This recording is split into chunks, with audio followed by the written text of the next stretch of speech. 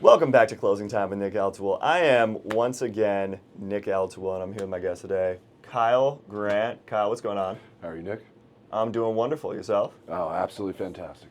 You don't sound fantastic, man. No, I was about to say, it's winter in Scottsdale, Arizona. It's always going to be a little bit of that sickness going around. You guys can't see it, but this is like the one cloudy day that we've had in the last 3 months, and it's raining. It's kind of a bummer right now, actually.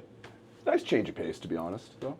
I thought it was refreshing earlier, but then I hate just walking outside and feeling raindrops on me. Like, it just hurts me. Raindrops on a suit jacket, never fun. Never fun. No. I try and go as long as I can without dry cleaning these things, so the rain throws a wrench in that. It always does, right? Is that sometimes somebody has to be, the sacrificial car wash or the sacrificial dry cleaning at that point. So remind me about your business. We talked about it the other day. You have a lot of things going on. Yeah, so we deal in management consulting for the strategy of people operations, right? Is that what I deal with at Painted Desert Consulting is going to be, I would say, more along the lines of those founders, those leaders who have these incredible visions, but not necessarily certain of how to get there yet, right? Whether it's necessarily through an operations strategy or whether it's through a people, I would say, talent strategy as well, it's going to be, I would say, tailored to more or less the business and their solution and being able to create that vision for them as well. And help them craft their, I would say, their goals and be able to help them understand their why of what they're doing and be able to help them get to where their next goal is. Awesome. Yeah. And you were offering to hook me up with like a bunch of stats for real estate agents and stuff. So Absolutely. Yeah. So we also deal in I would say, we have a product out there as well, our PDC comp tool. It is essentially a dashboard for compensation and I would say identifying the right area to bring in, whether it's necessarily by a national level or a state level as well, whether you're looking at either real estate agents, sales individuals, whether it's management or even kind of those rep level as well. Yeah. So you deal with people all day? All day, every day. All day. That's all I do, brother. They call it real estate, but it's just people. Seems like that's kind of what business is, right? Is that it really brings it down to the, I would say, the precipice of being able to create great relationships. This is like a continuation of the conversation I just had with Brett. Absolutely. We talked about the exact same thing. That's funny. But that's why you're here at Empire, right? Absolutely. Like, you're a people person. You come to this social club and this podcast studio. Absolutely. And you vibe here. Yeah, it's a fun time, to be honest, with being able to, I would say, meet with founders and being able to understand what their needs basis is from the members here at Empire, or whether it's a, I would say, social hour that we're having and being able to Those are the ones I go to. Yeah, I was about to say, some fun times are had, put it that way. So are you getting business from people you meet around here? I would say it's more about the mentorship and being able to drive that forward as well, right? As I want to make sure that we're able to grow Empire as a more, I would say, networking forward social club that's also just so happens to be a co-working space, right? Is that it's being able to help the community grow rather than necessarily be able to, I would say, fish in that pond. Yeah. How long have you been here, by the way? So I've been at Empire for the last 4 months. 4 months. So you're relatively new, like Brett. Yeah, absolutely. It's been a wild ride, I'll put it that way. So I was here when they first opened, and not because I even knew the guys or anything. It was just by chance. Yeah. And back then, you would come during the day and no one was here. Really? But now it's like a consistent crew. It's like, I'll see you all the time. I'll see Brett, me, Josh. Cameo's here all the time now. So I like that it's become more of a, okay, we're seeing the same people every day, and this is more consistent kind of thing. Being able to drive that sense of community, right? Is that being able to, as you kind of talked about earlier, the relationship base that is, real estate or is talent acquisition or people operations. It's going to be based around building that solid form of a relationship and being able to help those individuals as well. Man, you're really selling to everybody here, huh? Hey, kind of have to, right? No, that's cool. I have never seen a place that had so many different industries all together, especially in Arizona. Like, normally places like this would be like 75% real estate agents, but it's basically just me and DeAndre Morgan, Scotty, whenever he comes in. Yeah. It seems to be the differentiation of industries that we have at Empire, whether it's dealing with Brett's space, right, the manufacturing, recruiting space as well, and really helping, I would say, necessarily be able to benefit both of our businesses, whether it's going to be helping his clients be able to understand their strategy or being able to help my clients with more of the higher volume perspective, right, being able to help those individuals, whether it's necessarily in a different industry or even the same industry as yourself as well. Mm-hmm. Yeah. So what can you do for me? More or less, whatever you're needing, right? More or less with the I real don't know, estate. I don't know what I need. Yeah. I am a child. Well, fantastic. Aren't we all, right? Is that at heart we have to be. But from your perspective, Nick, I'm curious to hear from yourself about when you were growing your business, when your business is booming as much as it is now. What does that look like from your 5-year, 10-year, 20-year growth?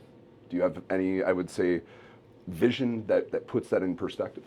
So I think we talked about this the other day, We but did. I'll give it to you again. I just got the signed contract to be Side's managing broker for Arizona. Congratulations. Thank you.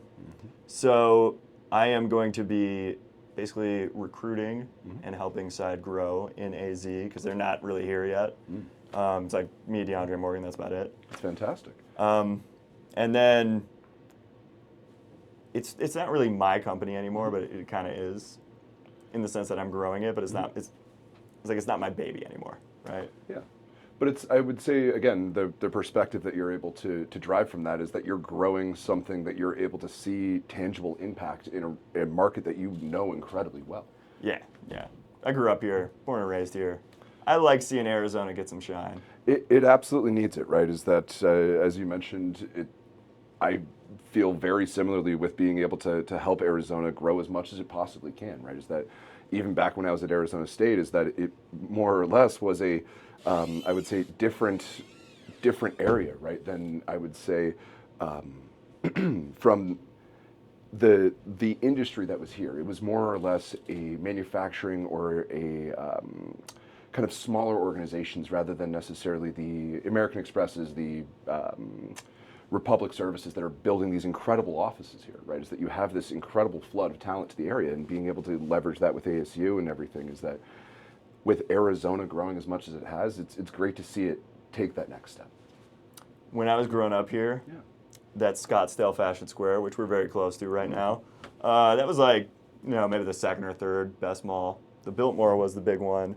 Yeah. And then I came back here after COVID, and I was like, oh, shit, Scottsdale Fashion Square is kind of nice now. Yeah. The PV Mall was always super rough. I'm glad they tore that one down. Yeah, it needed to kind of see a bit of a change of scenery there. Yeah.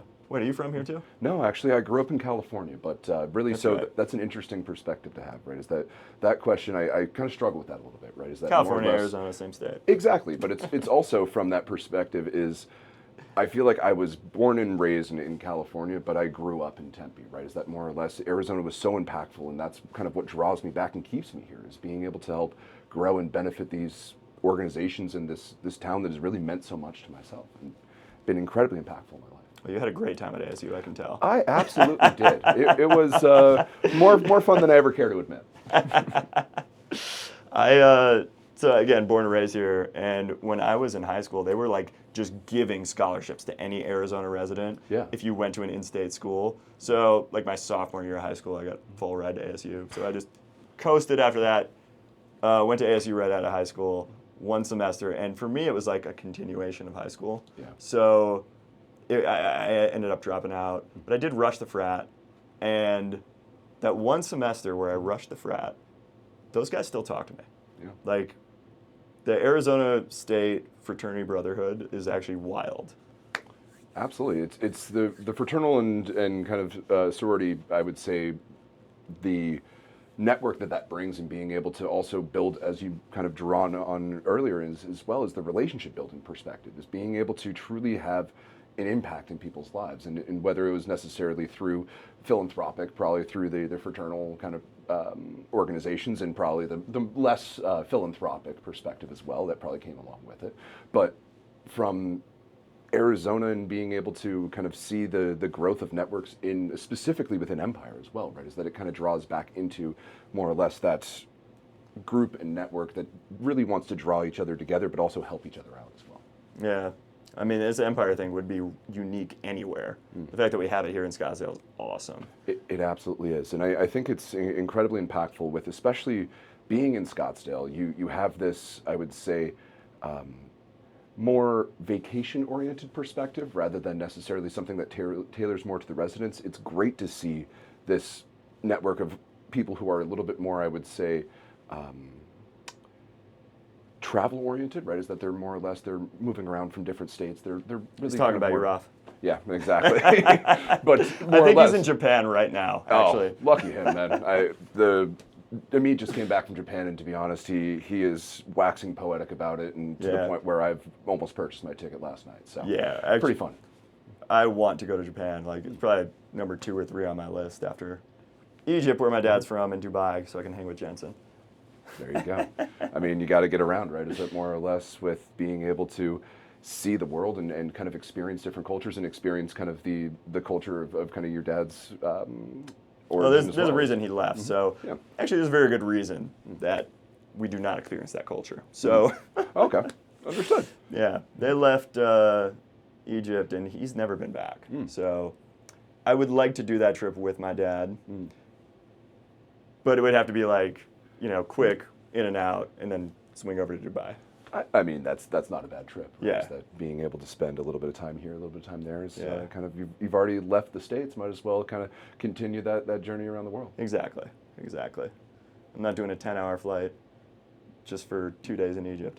Oh, yeah. No, I'm not looking forward to a flight to New Zealand. It's more going to be... That's like 24 hours Yeah, or something. something like that. It's a couple stops here, a couple stops there. It's really don't get too many direct flights to Auckland out of Phoenix.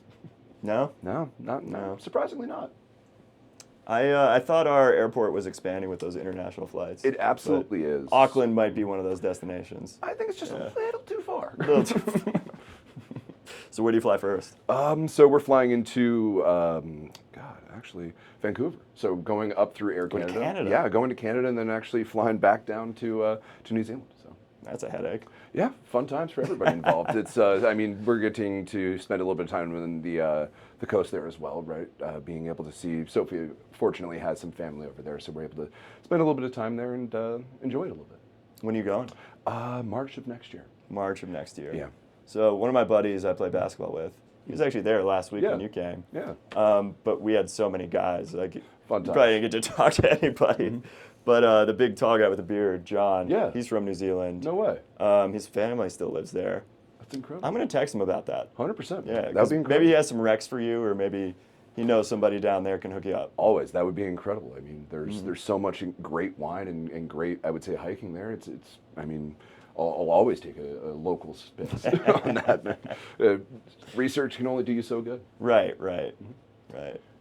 All right, so you travel, play volleyball, not basketball. Yep. Unfortunately. I was actually upset that so many people showed up. We had it was damn near 20 guys. Surplus is surplus, man. It's good problems to have. I would have rather use played another more quarter. games. Yeah, probably. I would have rather played more games, less guys. So what else you got for me? You've been here since you were 18, right? Yeah, so For been ASU? here in Arizona since I was 18, and really being able to have that as transformative, I would say, perspectives, right? Whether it's working for a sitting senator as well, while working for John McCain, while in school at Arizona State, or being able to truly experience the growth of Tempe and seeing the growth of the skyline that is there now. It was not that way. I mean, back in 2013, so yeah. On the note of Tempe, have you been to Cul-de-sac?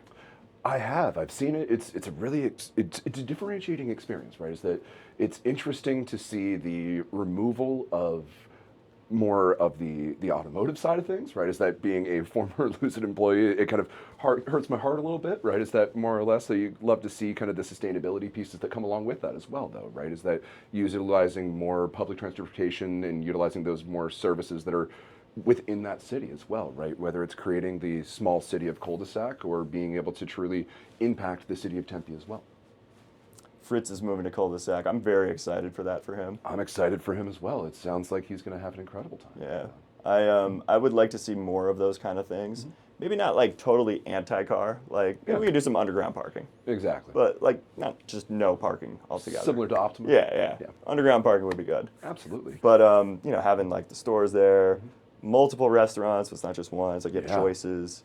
Like it's huge. Variety. It's always great, but it's going to be interesting when they're or kind of, I would say, moving towards their next developments. I would say that I think from conversation with Ryan and kind of a couple of the other individuals here as well, it seems like there's going to be an expansion and utilization of more the automotive side of things as well. It's going to have the ability to have some parking spaces and all that. Yeah. I'm not going to say too much about that because I don't know how much Ryan wants me to leak, but we might be doing some stuff with them. Oh, good for you guys. Yeah. So in more of, I know with Cul-de-sac Tempe, it's a apartment model, right? Yeah. So that's awesome. And I know that they had some Atlanta properties that did a differentiation side of things. So that seems to be kind of a great ability to grow their scope. Whether it's necessarily dealing with individuals like yourself in the real estate space, that's whether it's dealing with more of the condo or even the rental side of things. It's probably got to be a very fruitful endeavor to work with kind of those more larger scale, larger unit complexes, no? Oh, for sure. For sure. So you got to be excited with Optima getting their new place open up in McDowell, right? McDowell Mountain? I'm not a huge fan. I take that back. The homes are beautiful, and it's on a large lot, so it's 16 acres, which is actually bigger than Camel View over here. Wow. Okay. So it has a lot of open space, which I like, and the homes are beautiful. The thing I don't like is I don't think the location is super great for everybody.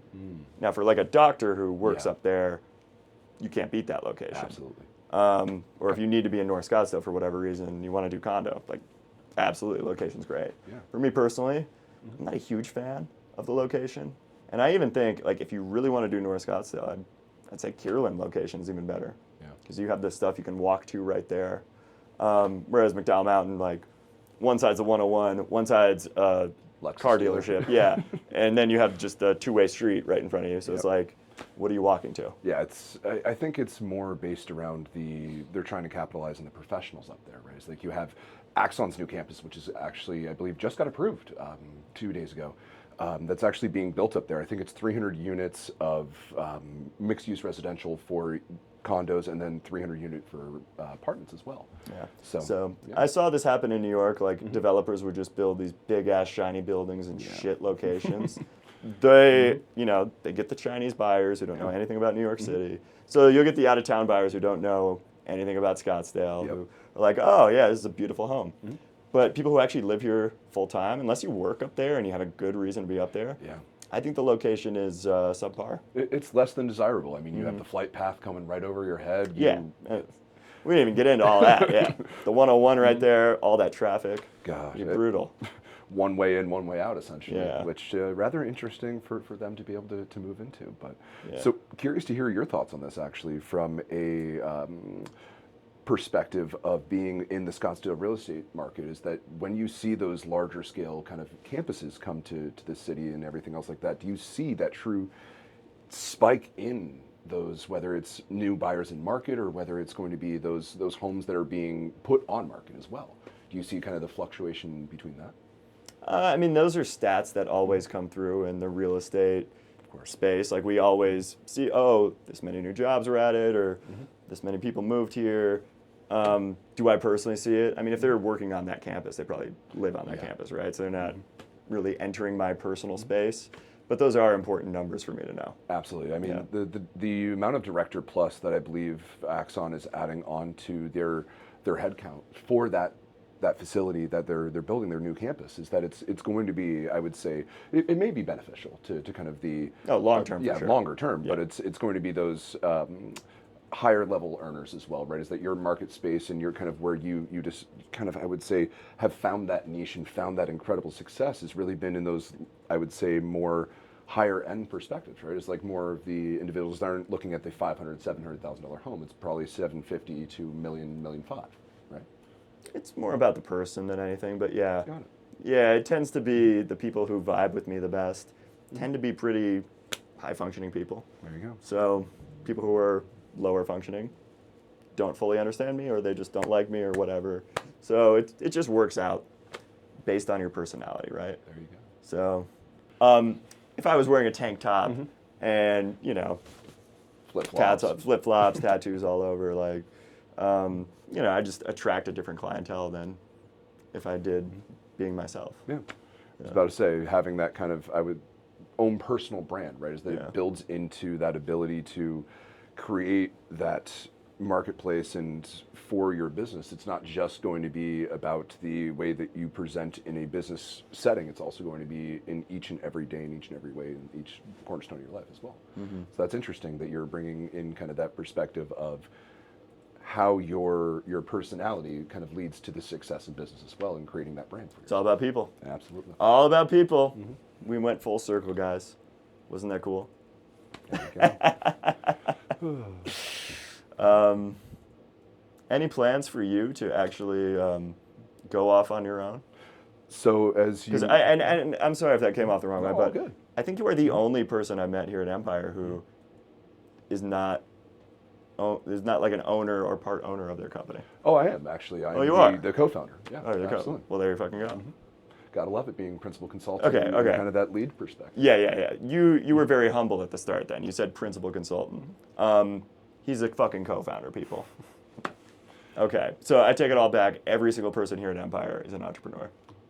Gotta love it, that networking perspective, right? Being able to pull in what you've brought to kind of my industry, and being able to see kind of how, whether it's Greg or Josh or how Raf or even Bauman are able to see how I'm able to bring in their perspectives to what I do, and how they've been able to, whether it's conversations that I'm hearing around, or whether it's necessarily going to be drawing in from those larger scale founders of even Empire, right? Is that it trying to, I would say, brings in this sense of community and sense of ability to use a sounding board from these YC founders, these incredible individuals who have seen success in that space, and utilize them as to the best of their abilities. Yeah, it's special. They had clubs and stuff like this back on the East Coast, but it was all older money stuff. Like, you couldn't get into something like that unless your great-grandfather donated money to the charity or whatever 200 years ago. Yeah. So, you know, seeing something like this where it's all people who, you know, started new businesses basically, like within the last 10, 15 years, and all doing well, all vibe together, it's a special thing. It absolutely is. Being able to see that it's not and when you talk about the old money perspective, right, is that from seeing the difference in how people react and how the relationships are made here is more or less not oh, you're not that, you're not this. It's more or less, I want to help you up, and how can I figure out a way to give back and be able to help out individuals that may need that help as well. It's very Bay Area. It is. That's how they do it in the Bay. Gotta love it. Well, I didn't mean to make this an Empire pod, but we've been gushing about this place, and you've only been here 4 months. Yeah. It's hard to say no, right? Is that more or less this is probably the best utilization of my time I've had, right? Is that whether it's going to be, as I mentioned, building this relationship with those founders, or being able to kind of find that area to also see my business grow and find that quiet space. It's a rather interesting little area. Can't wait to see it grow further. How'd you come across this place? So actually, my other co-founder, my significant other, Sophie Deskin, she actually was working in management consulting for her organization as well, and working remotely. So having that ability to get out of the house and be able to see other people and have that You want to get away from interpersonal Sophie? interaction. I got you. She wanted to get away from me, to be honest with you, and I don't blame her for that at all. More or less, she found this incredible space, and I was here once, met Ed, met Logan, and truly the rest is kind of history. I love it. So you got a husband and wife company. We do. We were just talking about a husband and wife real estate team, but this is even bigger. Well, hopefully. We'll hopefully be able to get it to kind of where it needs to be. Did you guys do that before you met? Like, did you have your own companies, or was it? This was just more being able to see the change in the market of whether it's dealing with talent and whether It's focusing around the growth strategies of these smaller scaling organizations. That's where I've been able to truly have that impact over the past 8 to 10 years. It's whether it's helping those organizations is what I've kind of worked in. She works in more of the management consulting and strategy and operations side. So being able to blend both of those in a changing, adapting market is really where we're going to try to have as much success as we possibly can. That's super cool. Yeah, thank you. I was just telling Jensen earlier, I think the husband-wife thing, like it just makes you more relatable to so many more people. It does, and it also from more of a latency perspective, if you're waiting on like a project or something from that individual, a little bit easier than sending a Slack. It's more a shoulder tap. Yeah, yeah. I think this is like me talking myself into getting married, but that's not going to happen. So More power to you. maybe I just need women to work with me. Hey, And I can act like your husband, but I will not actually be married to you. sometimes that's kind of what you need, is that kind of that energy to be able to bounce off of. Some people are going to relate to women better. Some people are going to relate to me better. Yeah. Yeah, and different perspectives, that too. Yeah. It is raining in Scottsdale, guys. It just got dripped on. Yeah, I was about to say, gotta love it. Oh, the one day. One day we rain. Yeah, we saw the weather was terrible, so we're doing it's my content day, so we're doing it all inside today. It's a nice little area too. Yeah, yeah. I don't think I've ever been up here. It's a beautiful little setup you got. Have you never been to the podcast studio? I have not, no. I think I'm the only one who uses it. I think more or less you just need to put a logo on the back. So, do you know the story behind the building? I believe it was a former museum. Art gallery. Oh, okay. Which is, it's kind of the same thing, but she was an art dealer. Okay. So it was like she would sell all different kinds of art. Wow. And this was actually her bedroom. Really? Yeah. Impressive. So Ed did one of these with me. He was one of my early guests. He was like number 15. You're going to be like 82. So we're like a year and a half past that. Fantastic. But Ed did the podcast with me at another studio, and he was asking questions. He says, "What's this for? What's that for? Oh, why do you have this? Oh, okay, okay." Week later, it's here. Literally the next day, Jensen and I come up. Ed has a hammer. He's building the podcast studio in her old bedroom. Ed's woodshop, man. It's a productive place. Yeah. Yeah, labor of love. It's like people put their heart and soul into this. Yeah. Yeah. Every business is, though, right? It's like, I mean, from... Yours literally is, because you're doing it with your wife. Yeah, absolutely. I mean, yeah, very, very fun times, right? But even from that is that you're going to find the passion in everything you do, right? Is that you've gone into real estate for a reason, right? Is there's no real tangential other than it's something that you love and something that it makes you feel fulfilled at the end of the day. At first, it was just money. Money is great. But then I'm like, oh, I actually like doing this. I'm actually good at it. And then like 10 years later, I was like, oh shit, my great-grandfather did this. Yeah, Yeah. there you go. Maybe it was meant to be. Yeah, falling backwards into something you love is kind of what makes the world great. So if someone wants to hire your company, what are you looking for in a client? So I would say more based around organizations that are either plateaued in their scaling or being able to help craft those visions for those founders and be able to help them understand their whys, right? Is that from those organizations who may not even need a full-time people operations organization or even a people operations team, it can be, I would say, incredibly beneficial to bring in, whether it's a consulting group or even a fractional talent acquisition partner, to be able to then drive that success forward, right? Is that when you look at the traditional model for a staffing agency or a staffing organization, when you're augmenting the teams that you have at your current organization, whether it's you're bringing in a fresh set of eyes, or it can really be about just bringing you that one individual, not just the right individual. It may just be a singular resume that may fit the entire mold of what you're looking for, but it may not be the right individual that's going to help your business scale to that next level. That's where I'm able to truly have as much impact as much as humanly possible, whether it's market segment identification for the strategy operations side that Sophie is focused on, or whether it's working in the talent kind of, I would say, growth and culture perspective. That's where we're able to truly have our most amount of impact.